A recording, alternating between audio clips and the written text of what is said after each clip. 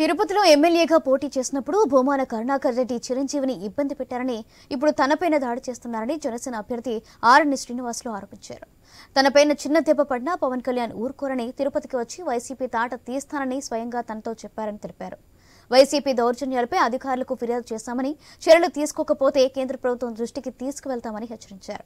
తిరుపతిలో వైఎస్ రాజశేఖర రెడ్డి నాటిన కలుపు మొక్కలు కరుణాకర్ రెడ్డి తీవ్ర వ్యాఖ్యలు చేశారు. ఆయన ఎన్ని దాడులు చేసినా ధైర్యంగా ఎదుర్కొంటామని పవన్ కళ్యాణ్ అంటున్నారంటున్న తిరుపతి జనసేన ఎమ్మెల్యే అభ్యర్థి ఆర్ఎన్ శ్రీనివాసులతో మా correspondent Varma face to face.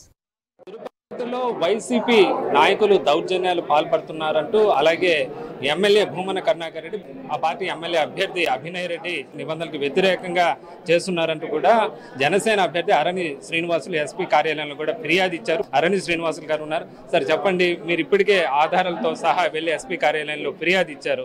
అధికారుల నుంచి ఏమైనా రెస్పాన్స్ వచ్చిందా ఇప్పటి వరకు? మేము ప్రచారం చేస్తుంటే మా పైన దౌర్జన్యాలు జరగడం జరిగింది. అవి అన్నింటినీ కూడా ఎస్పీ గారికి కూడా రాతమూలకంగా కంప్లైంట్లు ఇవ్వడం జరిగింది. వీడియో క్లిప్పింగ్స్ తో కూడా ఇవ్వడం జరిగింది. ఎస్పీ గారికి కానీ కలెక్టర్ గారికి ఇద్దరికి ఇవ్వడం జరిగింది. ఇద్దరు కూడా పరిశీలించారు, రిటర్న్ గా కంప్లైంట్ తీసుకున్నారు. వీడియోలంతా కూడా షేర్ చేస్తున్నారు. ఆల్రెడీ మేము చూసామన్నారు, ఇంకొకసారి కూడా షేర్ చేసాం. వీటిపైన సమగ్ర విచారణ జరిపి ఎన్నికల కమిషనర్ గారికి దృష్టికి మేము కూడా తీసుకెళ్తామని ఇటు ఎస్పీ గారు కలెక్టర్ గారు కూడా చెప్పడం జరిగింది. మేము కూడా కలెక్టర్ గారిని ఎస్పీ గారిని కూడా దీనిపైన న్యాయం చేయకపోతే మేము కూడా ఎన్డీఏ కూటమి తీవ్రంగా ఖండిస్తున్నాము అని హెచ్చరించడం కూడా జరిగింది. కరుణాకర్ రెడ్డి గారు మీ మీద అనేక ఆరోపణలు చేశారు. మీరు 30 కోట్ల డబ్బులు తీసుకుని పవన్ కళ్యాణ్ కి ఇచ్చి మీరు టికెట్ తెచ్చుకున్నారని చెప్పి తీవ్రమైన ఆరోపణలు చేశారు. మీరు ఏం సమాధానం చెప్తారు? కరుణాకర్ రెడ్డికి ఆరోపణలు చేయడం కొత్త కాదు. అది ఆయన నైజం. ఉన్నది లేనట్టుగా, లేనిది ఉన్నట్టుగా మళ్లించి అరిచేతిలో అద్దం చూపించగలిగే శక్తి కరుణాకర్ రెడ్డికి ఉందే తప్ప ప్రజల మన్ననలు పొందే శక్తి ఆయనకు లేదు. ప్రజలు మన్ననలు ఆయనకు పూర్తిగా వేరు. ఆయన తిరస్కరిస్తున్నారు. ఆయన కొడుకుని ఎమ్మెల్యేగా పెట్టారు. ఆయన కొడుకుని కూడా తిరస్కరించి ఇప్పుడు ఆయన కొడుకు వెళ్ళాడు. ఈ నిలిస్తే డిపాజిట్ కూడా రాదు. ఆయన కొడుకుని పెట్టాడు. ఆయన కొడుకు కూడా హైదరాబాద్ లో కాపురం ఉన్నాడు. ఈ ఊర్లో, ఈ రాష్ట్రంలోనే కాదు, వేరే రాష్ట్రంలో కాపురం ఉన్నాడు. ఆ రాష్ట్రానికి ఎన్నికలు అవుతానే ఆ రాష్ట్రానికి వెళ్లిపోయేది ఖాయం. కరుణాకర్ రెడ్డి ఇంటికి పరిమితం కావడం, ఆయన చేసిన తప్పుల్ని కోర్టులకు జైలుకు పోవడం ఖాయం అనేది కూడా తెలియజేస్తున్నారు. చిత్తూరు నుంచి రౌడీజం తిరుపతిలో తీసుకొచ్చారు. ఇక్కడ దౌర్జన్యాలకు పాల్పడి మీ మీద ఆరోపణలు చేస్తున్నారు. నేను రౌడీ అయితే నాకు అలవాటు ఉండేది. నేను రౌడీని కాను. నా పైన ఒక కేసు ఉందా తెలుసుకోవాలండి. చిత్తూరు నుంచి రౌడీలు తీసుకురావాల్సిన అవసరం నాకు లేదు. నేను నా పైన ఎన్ని జరిగినా సహనంతో ఓర్చుకొని పోతున్నా. నాకు తిరుపతిలోనే బంధువులు, స్నేహితులు వేలాది మంది ఉన్నారు. తెలుగుదేశం పార్టీ పటిష్టంగా ఉంది. దాదాపు 2 లక్షల మంది ఓటర్లు ఈ రోజు వన్ సైడ్ గా నిలుస్తున్నారు. ఇక్కడ ఇంతమందిని పెట్టుకొని చిత్తూరు నుంచి 2000 మందిని తేవాల్సిన అవసరం నాకు లేదు. నాకు ఆలోచన కూడా లేదు. నీకు కొంచెమైనా ఆలోచన విధానం ఉంటే చిత్తూరు నుంచి రౌడీలు తెచ్చుకొని ఎలక్షన్ జరిపించడానికి ఇతర దేశ కాన్స్టిట్యున్సీల నుంచి కానీ ఇతర జిల్లాల నుంచి కానీ ఎన్నికలకు ముందు 2 రోజులు ఎవరు ఉండకూడదని ఎన్నికల ఆదేశాలు ఉన్నాయి. అవి గుర్తు చేసుకొని మాట్లాడు కరుణాకర్ రెడ్డి గారు. ఊరిక నిందలు నువ్వు మాట్లాడేది నమ్మేదానికి తిరుపతి ప్రజలు సిద్ధంగా లేరు. ఎవరు నీ మాటలు విని నీ దౌర్జన్యాలు చూసి విసిగి వేశారు. నువ్వు చేసిన దౌర్జన్యాలు ఇప్పుడు వరుసగా చెప్పాము. 5-6 దౌర్జన్యాలు. చిరంజీవి గారిని ఎలా చేశారు, సుగుణమ్మ గారిని ఎలా చేశారు, సంజయ్ గారిని ఎలా చేశారు, వెంకటరమణను కిడ్నాప్ చేసింది ఎలా చేశారు, బై ఎలక్షన్లలో మున్సిపల్ ఎన్నికలు కానీ, ఎంపీ ఎన్నికలు కానీ, ఎమ్మెల్యే ఎన్నికలు కానీ ఎలా చేశావు?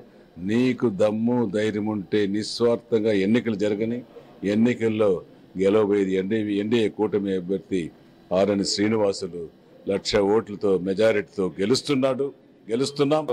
తిరుపతిలో చూస్తే అటు మీకు వైసీపీకి మధ్య కొంచెం వేడి వాతావరణం అయితే పెరిగిన పరిస్థితి అయితే ఉంది. భవిష్యత్తులో ఈ యొక్క దాడులు మీ పైన గతంలో జరిగినట్లు పునరావృతం కాకుండా మీరు ఎలాంటి జాగ్రత్తలు తీసుకోబోతున్నారు, ఎలా ముందుకు వెళ్ళబోతున్నారు? ఈ దాడులు జరగకుండా కలెక్టర్ గారికి, ఎస్పీ గారికి చెప్పాం. ఏదైనా వాళ్ళు కూడా చేయకపోతే ఎన్నికల కమిషనర్ దృష్టి కూడా తీసుకెళ్ళాం. వాళ్ళు కూడా చేయకపోతే సెంట్రల్ బలగాలను తెప్పించుకుంటాం. ఎన్డీఏ ప్రభుత్వం కూడా కూటమిలో భాగస్వామి అయింది. వాళ్ళకు కూడా ఎప్పటికప్పుడు తెలియజేస్తున్నాం. ఎన్డీఏ కూటమి నుంచి కూడా ఫోర్స్ తీసుకొని, సెంట్రల్ బలగాలు తీసుకొని, సీసీ కెమెరాల నేతృత్వంలో దాడుల మీద పవన్ కళ్యాణ్ దృష్టికి తీసుకెళ్లారు. ఆయన ఏమన్నారు? మీరు వీడియోలు కూడా చూపించారు. మొన్న మీరు వెళ్తున్న వాటిలోనే ఎదురుగా కవ్వింపుగా రావడం, ఇవన్నీ పవన్ కళ్యాణ్ గారు ఏమన్నారు దీనిపైన? పవన్ కళ్యాణ్ గారు ఒకటే ఒక మాట చెప్పడం జరిగింది. మన జనసేన సైనికులు, వీర మహిళలు, తెలుగుదేశం, బీజేపీ నాయకులు ఉన్నారు.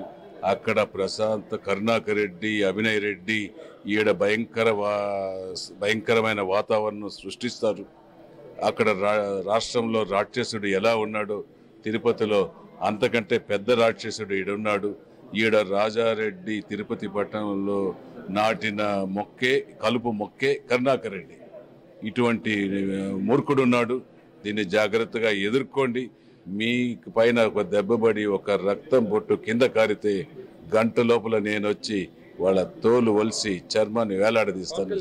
ఎప్పుడు ప్రచారానికి వచ్చే పరిస్థితి? అది 3వ తారీఖు కానీ 7వ తారీఖు కానీ వచ్చే అవకాశాలు ఉన్నాయి. అదే అరణి శ్రీనివాసులు చెప్తూ ఉన్నారు, తమ పైన వైసీపీ శ్రేణులు దాడులకు దిగుతున్నారని, ఇప్పటికే దీనికి ఫిర్యాదు చేసామని, అధికారుల నుంచి రెస్పాన్స్ రాకపోతే దీనిపైన అధికారులు కలుస్తాము, అలాగే కేంద్ర ప్రభుత్వం ఎన్డీఏ దృష్టికి కూడా తీసుకువెళ్తామని కూడా చెప్తున్నారు. కెమెరామెన్ రాజేష్తో